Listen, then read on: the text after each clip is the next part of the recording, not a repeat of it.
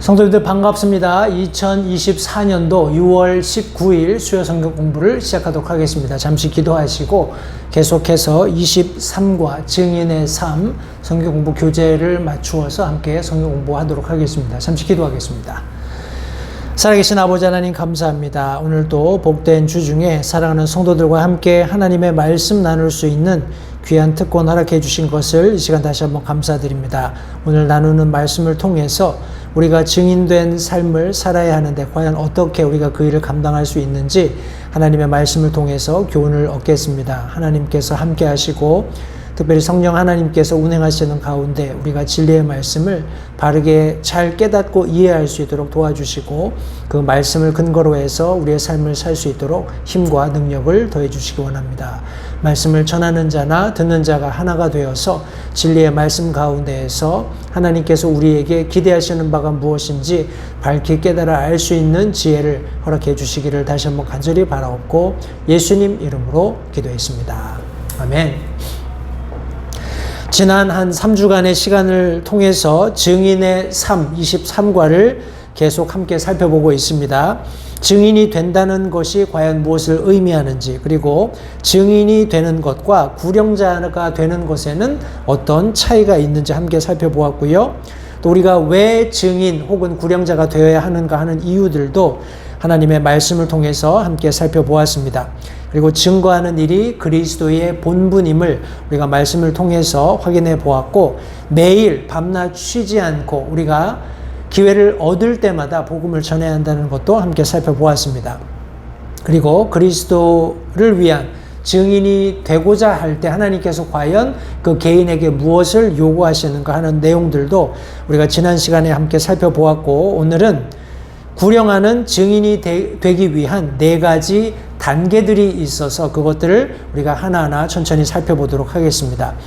교재 163페이지 아랫부분에 보시면 성경에서 발견할 수 있는 구령에 관한 가장 일반적인 실례는 농사에 대한 것입니다 했습니다. 해서 우리 몇 가지 성경 구절이 나와 있는데 그 구절들을 찬찬히 읽으면서 성경이 예를 들어서 묘사하고 있는 구령자의 삶이 어떻게 농사 혹은 농부와 관련이 있는지를 함께 살펴보도록 하겠습니다.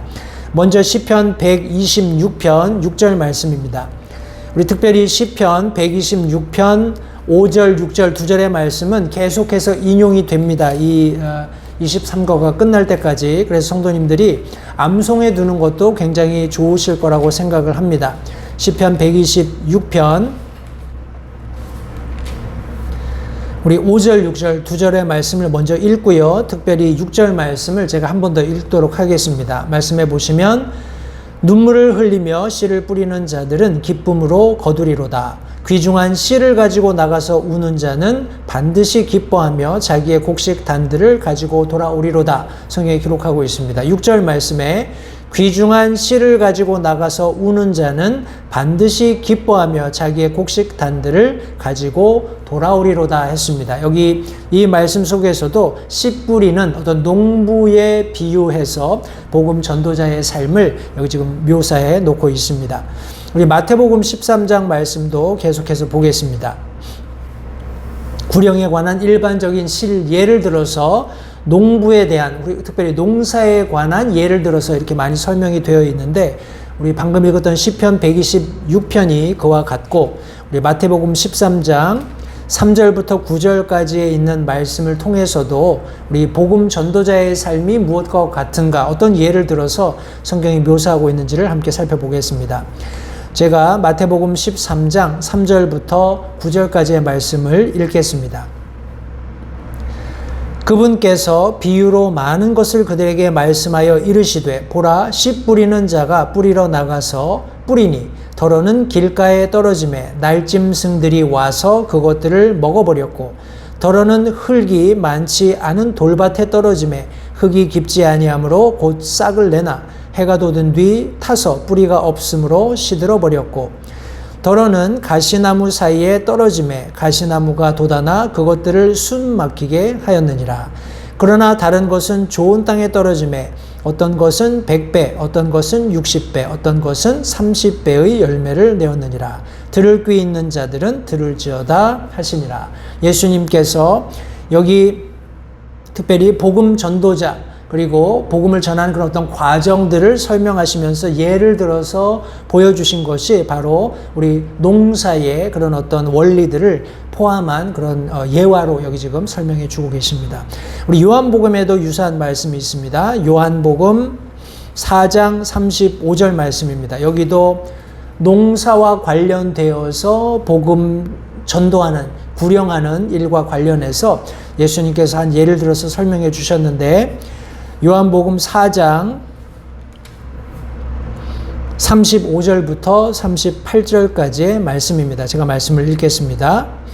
너희가 말하기를 아직 넉 달이 남아 있고 그 뒤에 수확할 때가 이르겠다 하지 아니하느냐. 보라, 내가 너희에게 이르노니 너희 눈을 들어 밭들을 보라. 그것들이 이미 희게 되어 수확하게 되었도다.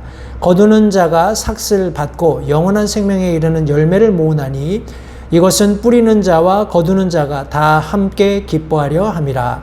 이 점에서 한 사람이 심고 다른 사람이 거둔다 하는 그 말이 참되도다. 내가 너희를 보내어 너희가 수확하지 않은 것을 너희가 거두게 하였나니 다른 사람들은 수고하였고 너희는 그들의 수고에 참여하였느니라. 성경이 말씀하고 있습니다. 그리고 계속해서 고린도전서 3장 6절부터 8절까지의 말씀도 같이 살펴보겠습니다. 우리가 계속해서 성경에서 발견되고 있는 구령에 관한 일반적인 예로서의 농사에 관련된 말씀들을 함께 살펴보고 있습니다. 고린도전서 3장 6절, 7절, 8절 세 절의 말씀입니다. 이 말씀을 통해서도 우리가 동일한 그런 신뢰로서의 농사를 살펴보게 될 텐데 제가 말씀을 읽겠습니다. 고린도전서 3장 6절부터 8절까지의 말씀입니다. 나는 심었고 아볼로는 물을 주었으되 오직 하나님께서 자라나게 하셨나니 그런즉 이와 같이 심는 자나 물 주는 자는 아무것도 아니로되 자라나게 하시는 이는 하나님뿐이니라. 이제 심는 자와 물 주는 자가 하나이며 저마다 자기의 수고에 따라 자기의 보상을 받으리라. 성경이 말씀하고 있습니다. 이런 여러 말씀들을 통해서 우리가 구령에 관해서 성경이 말씀하고 있는 일반적인 신뢰로서의 농사를 함께 살펴보았습니다. 여기 추수를 하기 전에 해야 할 여러 단계들의 일이 나와 있는데 몇 가지 우리가 추스려서 어떻게 우리가 구령하는 증인이 될 것인가 하는 방법들로 우리 한번 생각해 보도록 하겠습니다. 먼저 첫 번째 단계가 가라는 것입니다. 우리 추수를 위해서 많은 준비와 고된 수고를 하지 않는 농부는 없을 것입니다. 당신도 아래의 기본적인 준비 단계를 거치지 않고는 혼을 구령하여 그리스도께 인도할 수 없을 것입니다. 교재가 설명합니다. 아까 우리가 인용했던 시편 126편 6절 말씀에 보시면 귀중한 씨를 가지고 나아가 우는 자는 했습니다. 씨를 가지고 있다 할지라도 그것이 씨를 뿌리는 자에게 풍성한 결실을 가져다 준다는 그런 개런티가 있지만은 실제적으로 그것을 나가서 뿌리지 않는다면 아무 소용이 없겠죠. 때문에 시편 126편 6절 말씀에서는 귀중한 씨를 가지고 나아가 우는 자라고 우리 상반부가 설명하고 있습니다. 우리 마가복음 16장 15절 말씀도 같이 한번 보겠습니다. 마가복음 16장 15절 말씀입니다. 말씀해 보시면 그분께서 그들에게 이르시되 너희는 온 세상에 가서 모든 피조물들에게 복음을 선포하라. 성경이 말씀하고 있습니다. 대상도 분명히 말씀하셨고 이 대상들이 가야 할 곳도 분명히 언급하셨습니다. 그런데 중요한 것은 무엇이냐면 너희는 온 세상에 가서 나아가는 그런 행위가 절대적으로 필요한 것을 성경이 말씀하고 있습니다. 너희는 온 세상에 가서 복음을 선포하라. 영어로 go and preach. 가지 않고 선포할 수 없겠죠. 선포하고자 하는 의욕이 있지만은 가지 않는다면 또한 아무런 결과를 얻지 못할 것입니다. 우리 사도행전 5장 말씀을 통해서도 우리가 첫 번째 단계인 가라에 대해서 어떻게 설명하고 있는지 같이 한번 보겠습니다. 사도행전 5장 20절 말씀입니다. 사도행전 5장 20절 말씀에 가서 성전에 서서 이 생명의 말씀을 다 백성에게 말하라 성경이 기록하고 있습니다. 여기서 가서 성전에 서서 이 생명의 말씀을 다 백성에게 말하라. 먼저 가서 사람들 앞에 서고 그 후에 하나님의 말씀을 말하라는 그런 어떤 원리들을 볼 때 가장 먼저 되어야 하는 것은 가는 것입니다. 따라서 우리 농사에 있어서 첫 번째 단계는 가는 것입니다. 그렇다면 과연 나는 어떻게 가야 할까요? 특별히 복음 전하는 전도자로서 성경이 가라고 말씀하셨을 때 어떻게 우리가 준비되어야 하느냐라는 그런 질문인 겁니다. 해서 한 3가지 정도 우리가 함께 생각해 보게 될 텐데, 우리 먼저 첫 번째는 우리 교회가 지역 전도를 나갈 때 방문 시간들을 정해 놓는 것은 2가지의 일을 하기 위한 것입니다 했습니다.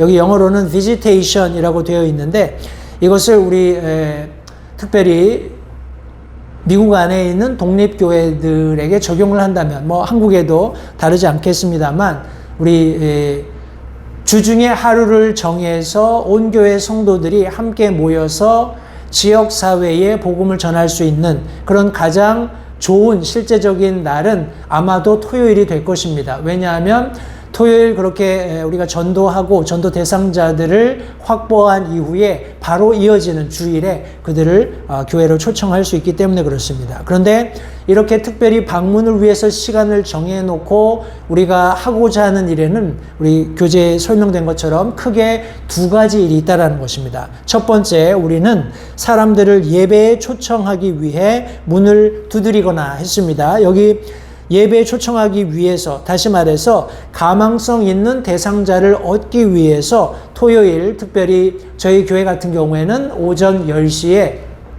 소울위닝 시간을 가지고 있습니다. 해서 우리가 주어진 맵을 가지고 교회 주변 지역들을 방문해서 그 가정들을 방문해서 물론 우리 교회를 알리는 것도 한 방법이고 실제적으로 그 자리에서 복음을 전해서 구령하는 것도 또 다른 한 방법인데, 중요한 것은 그분들을 교회로 초청하는 것이 최종적인 목표라는 것을 우리가 항상 잊지 말아야 합니다.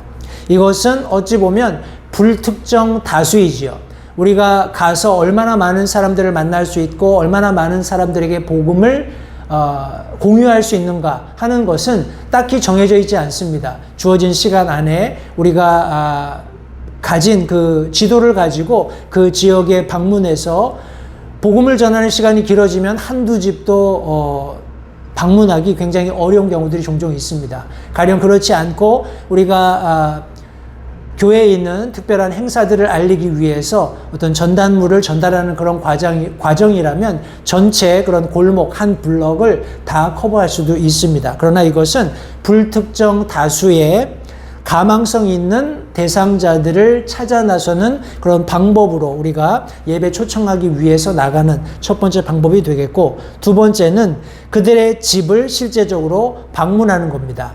우리 가령 예를 들어서 저희들이 토요일 와서 맵을 가지고 지도를 가지고 정해진 구역에 가서 가가호호 방문하면서 교회를 알리기도 하고 복음을 전하기도 하는 그런 과정 가운데 어떤 경우에는 사람들이 관심이 있지만 여러 가지 상황들로 인해서 제대로 우리가 복음을 전할 수 없는 그런 상황들이 있습니다. 그럴 경우에는 그 집 주소를 잘 적어 놓았다가 교회에 돌아왔을 때 교회의 그런 소울위닝 그런 그룹의 리더들에게 내가 방문했던 그 집이 다시 한번 방문해 볼 가치가 있다는 것을 인폼하는 것이요. 정보를 공유하는 겁니다. 그렇게 하면 나중에 그런 정보들을 모아서 우리가 실제적으로 다시 한번 그 가정을, 개인을 방문해서 복음을 제시한다든지 아니면 교회에 다시 초청하는 그런 좋은 결과들을 얻을 수 있게 됩니다. 이런 경우에는 특정한 어떤 소수의 사람들을 대상으로 하는 그런 방문이 될 수 있을 겁니다. 해서 가망성이 있는 불특정 다수를 방문하는 것이 하나의 방법이 있겠고, 그런 과정에서 추려진 소수의 어떤 한정된 특수한 그런 대상들을 우리가 함께 모아서 따로 방문하는 그런 과정들도 가질 수 있겠습니다. 해서 교회가 지역을 상대로 할 때 이런 특별한 두 가지 것에 염두에 두고 우리가 구령 그런 사업을 확장해 간다는 것을 성도님들 기억하시면 되겠고요. 나는 어떻게 가야 하는가? 두 번째 교재가 설명하는 것은 모든 방문은 두 명이 한 조가 되어 이루어집니다. 어리거나 경험이 없는 그리스도인은 성숙하고 경험이 많은 그리스도인과 한 조를 이룹니다. 당신은 조용한 파트너가 되어 가만히 지켜보면서 구령을 배우게 됩니다. 통상 우리가 전도팀을 함께 모아서 우리 도전하죠. 챌린지하고 하나님의 말씀으로 격려하고 이제 팀을 이루어서 나갈 때 우리가 뭐 여러 그룹으로 나누어져 나갈 수도 있겠습니다만 실제적으로 집을 방문하는 그런 과정에 있어서 둘씩 짝지어 가는 것이 일반적입니다. 그것이 가령 집을 방문했을 때 그 문을 열어준 사람에게 위압감을 준다거나 어떤 뭐라고 할까요? 거부감을 주지 않는 좋은 숫자인 것 같아요. 물론 하나님께서 성경에 그렇게 하도록 명령하신 이유가 분명히 있다고 생각을 하고 그런 이유 중에 하나가 그런 것이 아닌가 생각해 봅니다.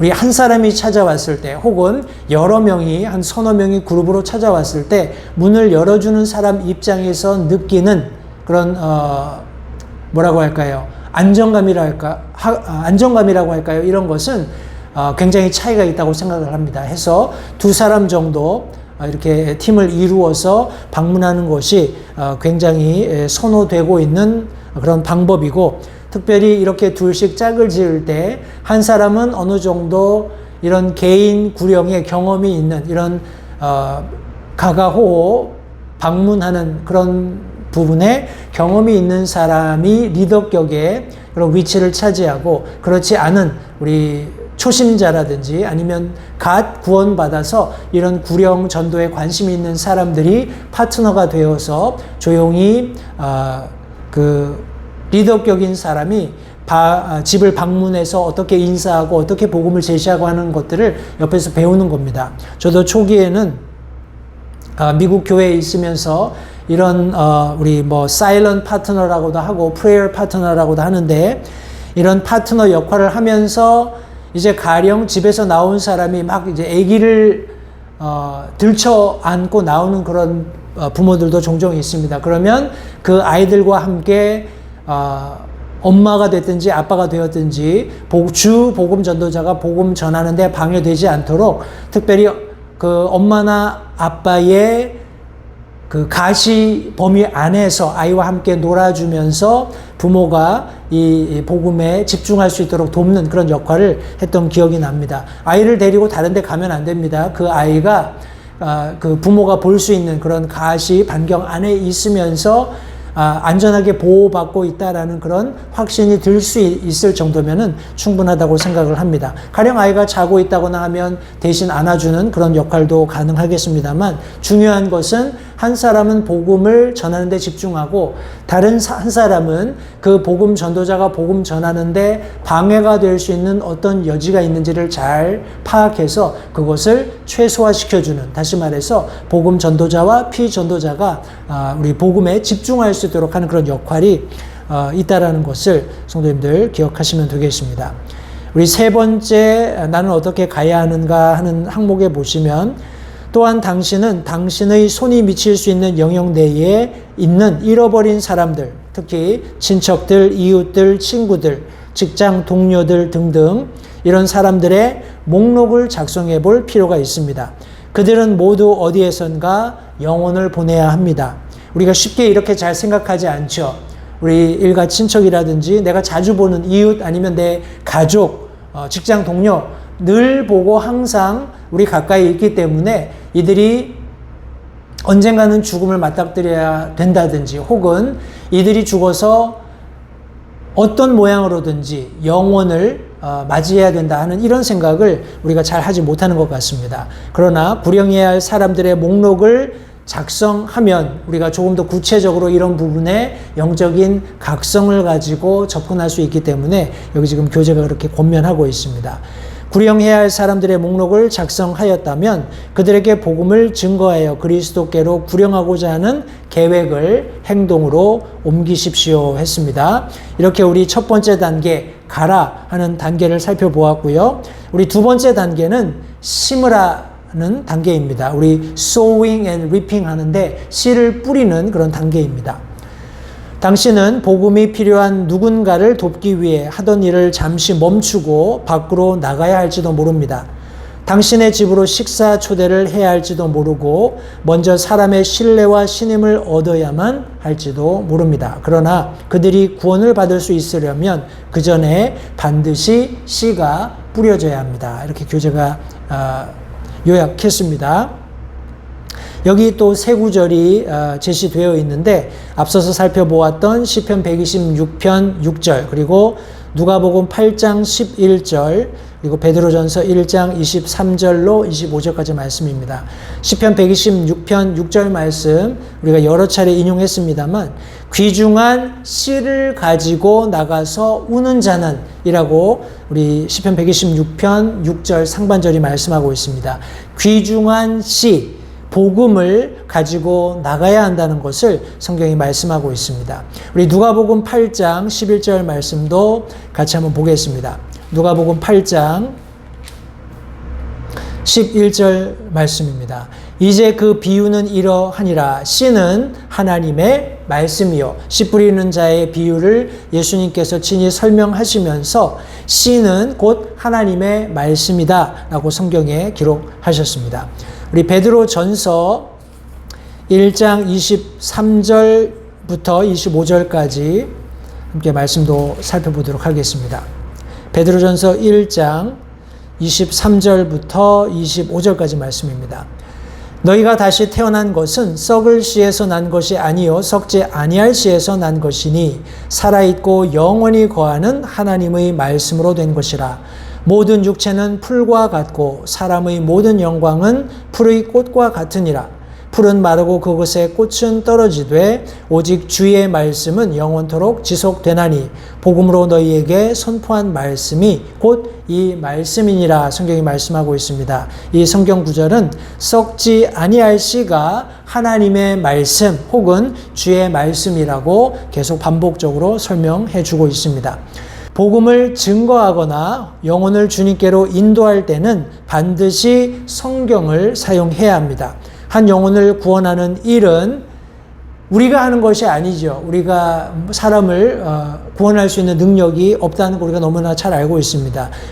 우리가 복음을 전해서 그가 구원받는다는, 다시 말해서 복음을 들은 사람이 구원받는다는 것은 우리가 전한 복음의 능력이 있기 때문에 그렇습니다. 따라서 우리는 하나님의 무기를 사용해야 합니다. 여기 아랫부분에 보면 경고해서 느낌표가 2개 있네요. 썩을 씨를 심는다면 열매를 기대할 수 없습니다 하면서 여기 순수하게 보존된 흠정역 킹제임스 성경만을 사용해야 한다는 것을 명심하십시오라고 여기 교재가 기록하고 있습니다. 우리 성경 이외의 것들, 예를 들어 세상적 가치관, 사람의 생각이나 의견, 견해 이런 것들 가지고 우리가 구령하는 것은 불가능합니다. 그러나 특별히 우리가 성경에 초점을 맞추고 성경을 논할 때에도 하나님께서 보존하신 진리의 성경으로 우리가 이해하는 우리 흠정역 성경을 탁월하게 가치를 두고 그 말씀을 가지고 구령할 때 우리가 효과적인 그런 귀한 구령의 열매들을 얻을 수 있다는 것을 다시 한번 기억하시면 좋겠습니다. 에베소서 6장 17절에 의하면 성령의 검은 하나님의 말씀입니다. 뛰어난 논리나 철학, 신앙이나 수완은 구령에 있어 불필요한 것입니다. 오직 하나님의 말씀만이 일하십니다 하고 교재가 설명하고 있습니다. 나는 어떻게 뿌려야 할까요? 우리 처음에 어떻게 가야 하는가 하는 실제적인 내용들을 살펴보았는데 여기 두 번째로 어떻게 뿌려야 하는가 하는 부분에 대해서도 좀 실제적인 방법을 우리가 몇 가지 살펴보도록 하겠습니다. 먼저 주머니나 지갑, 우리 숙녀들의 경우에 그리고 차 안에 건전한 복음 전도지를 가지고 다니는 습관을 기르십시오 했습니다. 여기 저희 교회에서도 제작된 전도지가 있습니다. 영어, 그리고 스페니쉬, 한국어 이렇게 한글로 세 가지 언어로 잘 제작된 전도지가 있기 때문에 이것들을 가지고 우리가 복음 전하고자 하는 대상들에게 복음을 제시하는 거 굉장히 효과적이고요. 여기 지금 계속해서 교재에 보시면 당신이 만나는 사람들, 예를 들어 상점 점원, 주차장 안내원, 친구들에게 전도지를 주십시오. 공중전화 박스 안에 식당 테이블 위에 대기실에 전도지를 놓아두십시오. 당신이 보내는 모든 편지에 전도지를 함께 넣으십시오. 많은 이들이 전도지를 통한 조용한 증거로 구원을 받아왔습니다. 하고 교재가 설명하고 있습니다. 어떤 경우에는 마치 뭐라고 할까요? 불법 전단물처럼 그렇게 너무 많은 양을 일정한 곳에 비치해 놓는 그런 과정들 때문에 이런 부분에 제재를 받는 경우들이 종종 있습니다. 그러나 개인적으로 뭐 한두 장 정도 내가 만나는 사람들에게 나눠주거나 아니면 우리 퍼블릭 그런 레스토랑에서 식사하고 우리 미국에서는 이제 서빙해 주는 분이 계시기 때문에 그런 분들에게 팁을 드릴 때 전도지와 함께 드리는 이런 과정을 통해서 소소하지만 이런 과정을 통해서 많은 분들이 교회로 초청되고 또 실제적으로 그런 분들이 구원받는 일이 있기 때문에 이런 내용들이 여기 지금 교재에 기록되어 있습니다. 몇 가지 주의사항이 있습니다.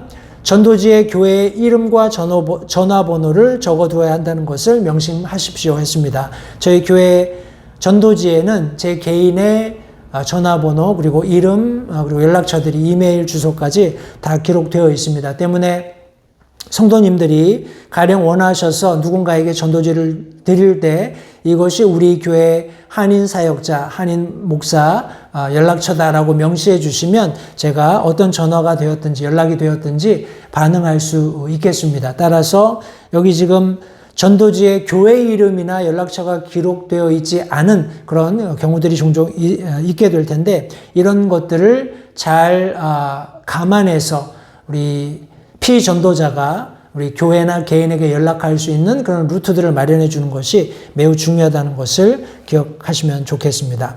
두 번째 주의사항은 전도지를 무분별하게 사용하여 법을 위반하거나 거리를 어지럽히지 않도록 주의하십시오 했습니다. 앞서 설명드린 대로 너무 과도한 그런 전도지 비치를 통해서 어떤 제재를 받는다는 것은 우리 교회적인 차원에서도 좋지 않은 간증입니다. 해서 그런 공적으로 우리 교회를 알리기 원해서 제작된 전도지를 사용할 때는 굉장히 신중하게 그리고 개인적으로 접근하는 것이 중요하다는 것을 알고 활용하시면 좋겠습니다. 우리 계속해서 나는 어떻게 뿌려야 할까요? 두 번째 B번에 보시면 사람들을 교회의 모든 예배에 초대하십시오. 처음에 사람들이 거절하거나 변명한다 할지라도 포기하지 마십시오. 매 주일마다 누군가를 인도할 수 있도록 계속해서 힘쓰십시오 했습니다. 우리 마지막 우리 C번을 계속 보겠습니다. 항상 영혼에 관심을 두십시오. 당신이 만나는 모든 사람들이 천국이나 지옥 둘 중 한 군데에서 영혼을 보내야 한다는 사실을 항상 인지할 수 있게 해달라고 하나님께 구하십시오.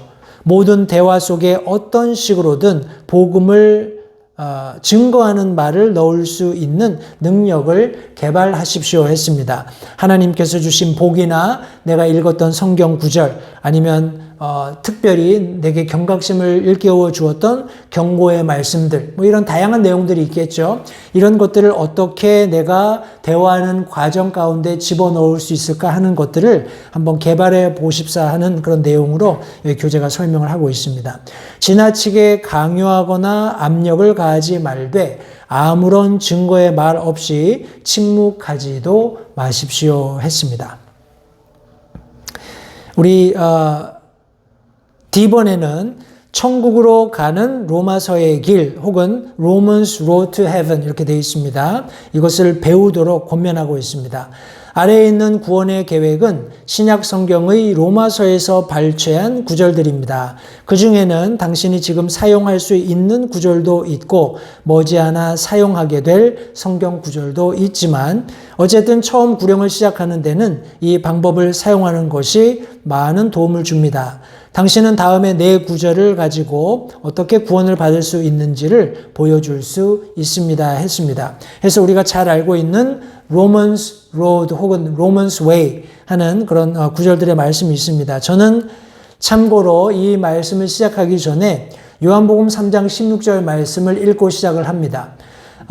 우리 로마서의 길의 첫 번째 말씀은 로마서 3장 23절 말씀으로 죄의 사실을 알리는 데 중점을 두고 있습니다. 우리가 죄인이다 하는 내용을 강조해서 거기서부터 어떻게 구원받는지를 설명을 하는데 그것보다 저는 개인적으로 요한복음 3장 16절을 사용함으로써 내가 전도하고자 하는 그 대상이 하나님의 눈앞에 사랑받고 있는 대상이고 그런 사랑을 전제로 하나님께서 무엇을 하셨는가를 밝히는 그런 내용부터 시작해서 거기에 조금 더 심도 있게 죄를 설명하기 위해서 이제 로마서의 길, 로마서 3장 23절, 6장 23절, 5장 8절, 그리고 10장 13절 말씀을 연이어서 읽고 설명을 합니다. 그래서 이 부분에 대해서 다시 한번 우리가 찬찬히 시간이 될 때 요약하고 구령을 위한 그런 어떤 말씀들을 함께 전하게 될 기회가 있으리라고 생각을 하는데 참고적으로 성도님들이 알아두시면 유익하시라고 믿습니다. 먼저 요한복음 3장 16절 그리고 로마서 3장 23절 그리고 로마서 6장 23절 로마서 5장 8절 그리고 로마서 10장 13절의 말씀입니다. 3장 우리 23절 말씀은 죄의 사실을 명확하게 지목하고 있습니다. 따라서 이제 피전도자가 자신의 죄인됨을 깨달을 수 있는 그런 중요한 근거의 말씀이 되는 것입니다. 그리고 6장 23절 말씀은 죄의 결과가 무엇인가 하는 내용을 잘 담고 있습니다. 그러나 마지막 부분에 다시 한번 하나님의 선물에 대해서 언급하고 있기 때문에 극적인 전환을 이룰 수 있고 다음 우리 구절로 넘어갈 수 있는 좋은 그런 브릿지 역할을 합니다. 해서 로마서 6장 23절을 읽고 설명하신 후에 로마서 5장 8절로 넘어가셔서 죄를 위한 구제책이 무엇인가? 우리가 죄인이었을 때 하나님께서 예수 그리스도를 이 땅 가운데 보내시고 갈보리 언덕에 피 흘려 죽게 하심으로써 우리를 향한 하나님의 사랑을 당당히 제시하시는 그런 모습을 설명하시면 됩니다. 그리고 로마서 10장 13절은 마지막으로 누구든지 주의 이름을 부르면 구원을 얻는다는 분명한 구원의 방법을 제시하고 우리 이런 구원 제시를 마칠 수 있겠습니다. 우리 2번 보시면 율법은 죄에 대한 지식 혹은 찔림을 가져다 준다는 사실을 기억하십시오 했습니다. 우리 로마서 3장 20절 하반절 그리고 7장 7절 말씀이 인용되어 있습니다. 같이 한번 살펴보도록 하겠습니다. 앞서 설명드린 대로 여기 로마서의 길은 다시 한번 우리가 시간을 내어서 우리 구령할 수 있는 그런 어떤 구령자의 그런 말씀들을 추려서 다시 한번 성도님들과 나눌 수 있는 그런 시간을 만들어 보도록 하겠습니다. 우리 로마서 3장 20절 특별히 하반절인데 제가 말씀 전체를 먼저 읽겠습니다. 그러므로 율법의 행위로는 어떤 육체도 그분의 눈앞에서 의롭게 될 수 없나니 율법으로는 죄를 알게 되느니라 했습니다. 율법을 통해서는 죄에 대한 지식 혹은 찔림을 얻게 된다. 율법으로는 죄를 알게 된다. 성경이 분명히 말씀하고 있습니다. 우리 7장 7절 말씀에서도 그러면 우리가 무슨 말 하리요? 율법이 죄냐? 결코 그럴 수 없느니라. 아니라 오히려 율법을 통하지 않고서는 내가 죄를 알지 못하였으리니 율법이 너는 탐내지 말라 하지 아니하였더라면 내가 탐욕을 알지 못하였으리라 성경이 말씀하고 있습니다. 율법이 죄에 대한 지식을 가져다 준다는 것 분명히 이해하시고 출애굽기 20장 3절부터 17절에는 10계명이 주어져 있습니다. 마지막 6가지의 계명을 사용하면 우리가 어떻게 모든 율법을 어기고 있는 자들인지 알 수 있습니다라고 여기 교재가 기록하고 있습니다. 특별히 마지막에 언급된 6가지는 인간 관계에서 오는 문제들을 언급하고 있습니다. 여기 지금 그 항목들이 기록되어 있는데 여기 교재에는 5가지가 기록되어 있습니다. 그래서 제가 그 첫 번째 6가지로 언급된 것들의 첫 번째 것을 추가적으로 말씀을 드린다면 내 아버지와 어머니를 공경하라 하는 내용입니다. 그리고 그 다음부터 살인하지 말라, 간음하지 말라, 도둑질하지 말라, 거짓 증언하지 말라, 탐내지 말라 하는 이런 내용들의 말씀이 성경에 기록되어 있습니다. 살인하지 말라 하는 내용에 대해서 마태복음 5장 21절, 22절 말씀에 예수님께서 이 율법을 인용하시면서 살인은 고사하고 형제들에 대해서 속된 말로 욕하는 그런 것들조차도 하나님 앞에 심각한 죄가 된다는 것을 언급하셨습니다. 간음이라는 그런 죄에 대해서도 마태복음 5장 27절, 28절 말씀을 통해서 보고서 음욕을 품는 것조차도 하나님께서는 간음으로 간주하시는 그런 어떻게 얘기할까요? 구약이 말씀하고 있는 것보다 훨씬 더 고차원적이고 실제적인 그런 처벌이 뒤따르게 된다는 것을 예수님께서 동일한 권위를 가지고 율법이 말씀하시는 것보다 더 강력하게 지금 마태복음 5장 27, 28절 말씀에 특별히 간음이란 죄를 설명하고 계신다는 것을 성경에 기록하고 계십니다. 도둑질을 하지 말라 하는 말씀에 대해서도 말라기 우리 3장 8절 말씀을 통해서 하나님의 것을 도둑질하는, 다시 말해서 하나님 앞에 성경이 말씀하고 있는 마땅한 헌물, 하나님께 드려야 할 것들을 드리지 않는 것에 대해서도 하나님께서 도둑질하는 범죄와 같은 범주로 취급하고 계신다는 것을 성경이 말씀하고 있습니다. 거짓 증언하지 말라는 내용에 대해서도 과연 우리는 거짓말을 해본 경험이 있는가 하는 질문을 던졌을 때 대다수의 사람들이 아마도 이 질문에 빠져나갈 수 없을 거예요. 우리가 지금까지 어떤 연수로 인생을 살았든지 간에 크고 작고 경중의 차이는 있을지 모르지만 모두 거짓말을 해보았다고 저는 생각을 합니다. 때문에 이런 과정들을 통해서 하나님의 말씀이 지적하고 있는 인간의 죄인됨, 우리 하나님의 법에 근거해서 우리가 guilty, 죄가 있다는 것을 인정할 수밖에 없게 되는 것입니다. 탐내지 말라 하는 우리 6번째 율법 안에 있는 항목에 대해서 당신은 당신이 가지고 있지 않은 어떤 것을 가지고 싶어 한 적이 있습니까? 이 질문에 대해서도 모두 아마 예라고 대답할 수밖에 없을 것입니다. 따라서 이런 내용들을 살펴보면서 우리가 특별히 복음 전하는 과정 가운데 이 죄인됨에 대해서 피전도자가 합리적으로 수긍할 수 있고 인정하고 그것이 하나님께 죄가 된다는 것, 거기로부터 내가 돌이켜서 복음을 통해서 예수 그리스도를 영접해야 한다는 것을 우리가 설명할 수 있게 되리라고 생각을 합니다. 율법 전체를 지키다가 한 조목이라도 어기면 유죄가 된다는 사실을 기억하십시오 했습니다. 이 말씀은 우리 야고보서 2장 10절 말씀에 기록되어 있는데 말씀을 제가 읽겠습니다. 야고보서 2장 10절 누구든지 율법 전체를 지키다가 한 조목이라도 어기면 모든 것에서 유죄가 되나니 성경이 말씀하고 있습니다. 내가 아무리 잘 법을 지킨다고 해도 어떤 부분에서 작은 실수로 인해서 한 조목이라도 어기게 되면 전체를 다 어기게 되는 결과가 된다라는 것을 성경이 말씀하고 있습니다.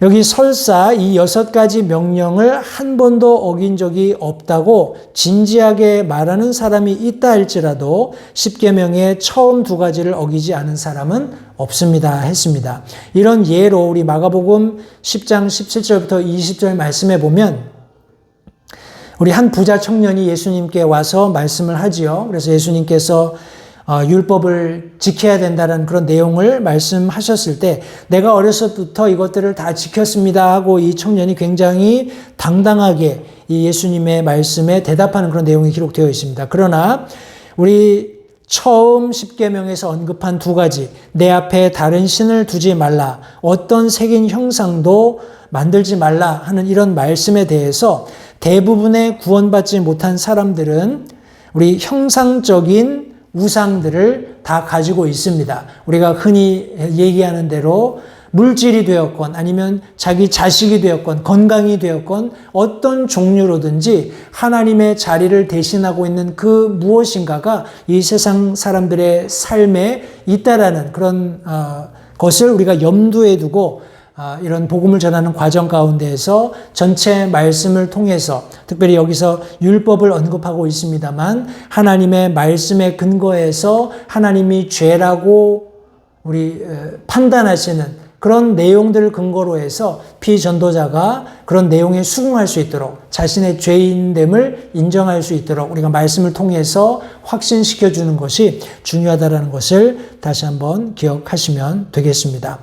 우리 계속해서 3단계, 4단계, 우리 수학하는 단계까지 교재가 실제적인 부분들을 많이 언급하고 있습니다. 해서 우리가 다음 시간에 우리 3단계, 4단계를 살펴보게 될 텐데 우리가 지금까지 살펴보았던 가서 우리 씨를 뿌리는 이런 과정들 천천히 말씀을 통해서 다시 한번 내가 지금 어느 단계까지 구령자로서의 역할을 감당할 수 있을지 스스로 질문해 보시고 특별히 우리 2번째 씨 뿌리는 그런 과정에서 인용했던 로마서의 길들 제시된 이 말씀들은 한 구절 한 구절 찾아가시면서 이 말씀들이 무엇을 의미하는지를 먼저 정확히 이해하시고 우리 다른 사람들에게도 이와 같은 순서나 원리를 가지고 복음을 제시할 수 있도록 준비하시면 좋겠습니다. 우리 돌아오는 한 주간도 남은 한 주간도 성도님들 주 안에서 승리하시기 바라고 우리 돌아오는 주일에는 오전 10시에 함께 계속해서 요한계시록 말씀을 함께 성경 공부하도록 하겠습니다. 남은 한 주 주 안에서 건강하게 잘 보내시고 주일날 함께 뵐 수 있게 되기를 바랍니다. 기도하겠습니다. 살아계신 아버지 하나님 감사합니다. 오늘 또 주중에 사랑하는 성도들과 함께 우리 증인의 삶에 관련되어 함께 하나님의 말씀을 공부했습니다. 우리가 나눈 말씀들을 잘 기억할 수 있도록 도와주시고 무엇보다도 이제 우리가 말씀 안에서 믿음 생활하는 그런 과정 가운데 하나님께서 뜻하시고 또 하나님께서 부담 주시는 대로 영혼들에게 복음을 전하는 그런 구령자의 삶을 우리가 사모함과 더불어서 그런 실제적인 역할을 감당할 수 있도록 하나님의 도우심을 구하는 그런 영적인 성장이 있을 수 있도록 주님 도와주시기 원합니다. 우리가 원하기만 한다면 하나님께서 얼마든지 우리를 들어서 사용하실 수 있다고 믿습니다. 우리가 영혼을 구령하는 일에 참 열심을 내고 그런 하나님의 마음, 예수 그리스도께서 친히 이 땅 가운데 오셔서 잃어버린 자를 찾아서 구원하려고 오신 그 사랑의 마음을 우리도 동일하게 품고 잃어버린 자들을 찾아 나서는 그런 열심이 우리에게 있을 수 있도록 주님 도와주시기 원합니다. 다시 한번 귀한 말씀을 감사드리고 남은 한 주간도 주님께서 성도들을 안보하셨다가 복된 주일 함께 하나님 앞에 영과 진리로 예배 드릴 수 있도록 도우시기를 다시 한번 간절히 바라옵고 예수님 이름으로 기도했습니다. 아멘. 이상으로 성경 공부를 마치겠습니다. 감사합니다.